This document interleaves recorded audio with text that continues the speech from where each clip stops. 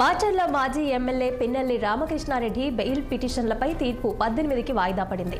పల్నాడు జిల్లా రెంటచింతల మండలం Palvai gate polling కేంద్రం దగ్గర టీడీపీ ఏజెంట్ నంటూరి శేషగిరిరావుపై దాడి, కారంపూడి సీఐ నారాయణస్వామిపై దాడి కేసులో పిన్నెల్లి అరెస్ట్ అయ్యారు. ప్రస్తుతం నెల్లూరు జైల్లో రిమాండ్ ఖైదీగా ఉన్నారు. 2 కేసుల్లో బెయిల్ ఇవ్వాలని పిన్నెల్లి మాచర్ల కోర్టులో పిటిషన్ దాఖలు చేయగా న్యాయస్థానం బెయిల్ నిరాకరించింది. దీంతో ఆయన గుంటూరు 4వ అదనపు జిల్లా సెషన్స్ కోర్టులో పిటిషన్ దాఖలు చేశారు. పిన్నెల్లి తరపున న్యాయవాదులు బెయిల్ కోసం వాదనలు వినిపించారు. రాష్ట్ర ప్రభుత్వం తరపున ప్రత్యేక పబ్లిక్ ప్రాసిక్యూటర్ అశ్విని కుమార్ వాదనలు వినిపిస్తూ బెయిల్ ఇవ్వొద్దని విజ్ఞప్తి చేశారు. పిన్నెల్లి నేర చరిత్ర కేసుకు మరికొంతమందిని అరెస్టు చేయాల్సి ఉందని బెయిల్ ఇవ్వొద్దని కోరారు. పిన్నెల్లి కొద్ది రోజులు పరారు కావడంపైన కూడా కోర్టులో వాదనలు జరిగాయి. ప్రస్తుతం నెల్లూరు జైల్లో రిమాండ్ ఖైదీగా ఉన్నారని, పోలీసు విచారణకు ఏమాత్రం సహకరించడం లేదని విషయాన్ని ప్రభుత్వ తరపు న్యాయవాదులు కోర్టు దృష్టికి తెచ్చారు.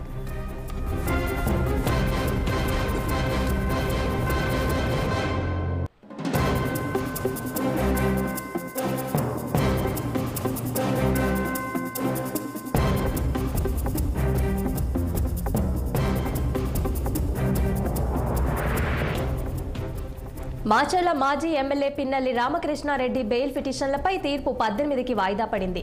పల్నాడు జిల్లా రెంటచింతల మండలం పాల్వాయి గేట్ పోలింగ్ కేంద్రం దగ్గర టీడీపీ ఏజెంట్ నంటూరి శేషగిరిరావుపై దాడి, కారంపూడి సీఐ నారాయణస్వామిపై దాడి కేసులో పిన్నెల్లి అరెస్ట్ అయ్యారు.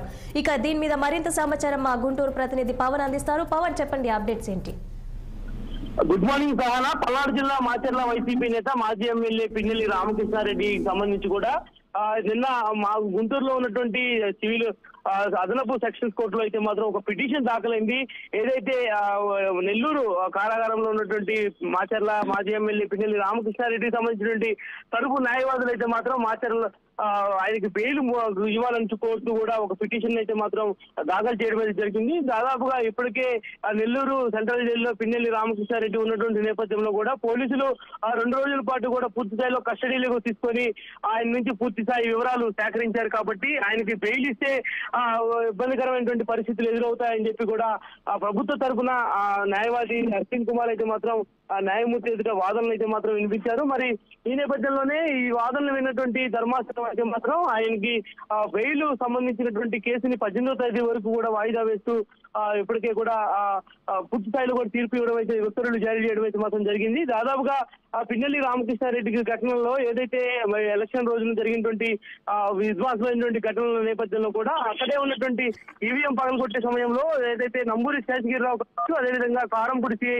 నారాయణస్వామిపై చేసినటువంటి దాడి కావచ్చు, ఈ 2 దాడులకు సంబంధించి కూడా ప్రత్యక్షంగా అసలు ఎలా చేశారు, నిజంగానే నారాయణస్వామిపై దాడి చేశారా, లేదంటే ఈవీఎం ని కావాలని పగలగొట్టారనేటువంటి సమాధానాలకైతే ప్రశ్నలకైతే మాత్రం పిన్నెల్లి రామకృష్ణారెడ్డి సమాధానాలు చెప్పలేదు. పిన్నెల్లి రామకృష్ణారెడ్డి నుంచి కూడా ఒక పూర్తి స్థాయి సమాచారం కూడా రాబట్టేందుకు పోలీసులు విశ్వ ప్రయత్నాలు చేశారని చెప్పాలి. పోలీసులు ఏదైతే గురజాల డిఎస్పీ చుండూరి శ్రీనివాసరావు ఆధ్వర్యంలో అయితే మాత్రం పూర్తి స్థాయిలో ఈ ఒక కేసుకు సంబంధించిన విచారణ అయితే మాత్రం జరిగింది.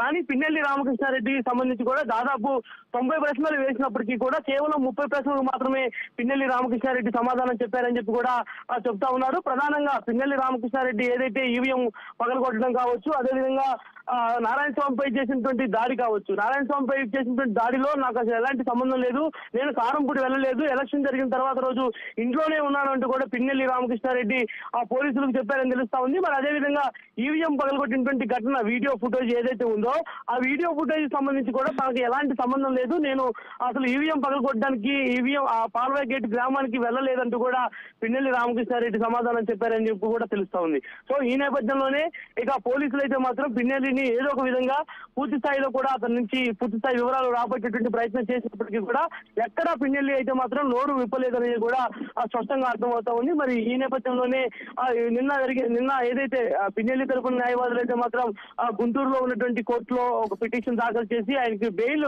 ఇవ్వాలని కోరినటువంటి నేపథ్యంలో న్యాయమూర్తి అయితే మాత్రం 18వ తేదీ వరకు ఆయనకి ఈ ఒక కేసుకు సంబంధించినటువంటి అంశంపై కూడా వాయిదా వేసినట్టు కూడా ప్రకటించినటువంటి పరిస్థితి అయితే మాత్రం కనిపించింది.